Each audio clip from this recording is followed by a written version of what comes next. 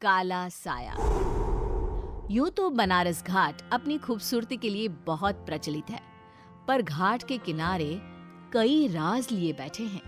ये कहानी शुरू होती है बनारस के घाट के पास बने ममता निवास से, जहां प्रिया लाल जोड़े में ममता के घर उसकी बहू बनकर आती है।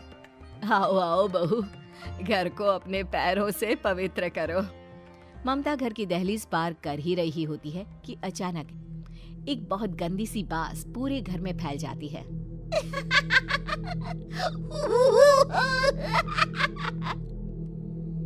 ये बदबू और ये आवाजें, ये कौन हंस रहा है माँ?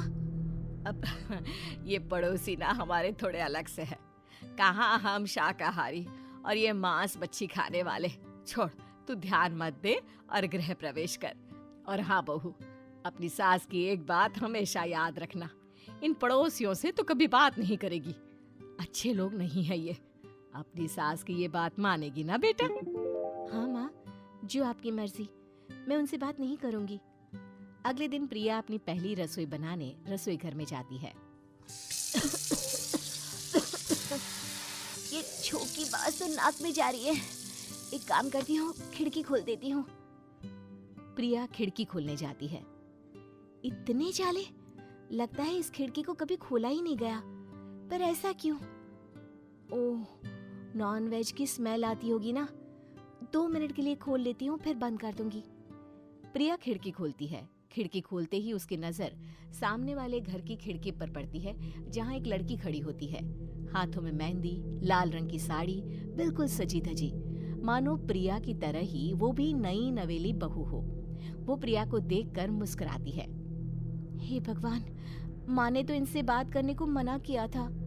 प्रिया फौरन ही खिड़की बंद कर देती है और तवे पर चढ़े रोटी की ओर देखने लगती है, पर वहाँ रोटी न होकर मछली पड़ी होती है।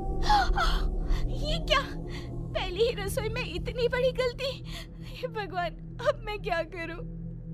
प्रिया बहुत डर जाती है और फौरन रसोई की सफाई करने और फिर सभी के लिए खाना बनाने लग जाती है। जब वो सबको खाना परोसती है, सब तो ठीक है, मैं बेकार में चिंता कर रही थी। हे भगवान, ऐसे ही बस अपनी कृपा बनाए रखना। रात के वक्त जब सब सो रहे होते हैं, तब प्रिया को पायल की आवाज सुनाई देती है, जिससे उसकी आंख खुल जाती है। ये पायल की आवाज कहाँ से आ रही है? प्रिया उठकर उस आवाज के पीछे छत की सीढ़ियों तक जाती है। तभी उसे बच्चे के रोने की आवाज आती है। प्रिया छत पर जाती है तो क्या देखती है?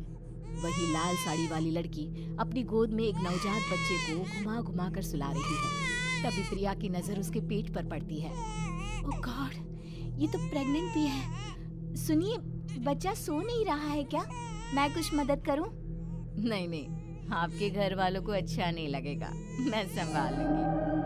स्नेहा की गोद से बच्चा हाथ मारकर प्रिया की गोद में आने को छटपटाने लगता है।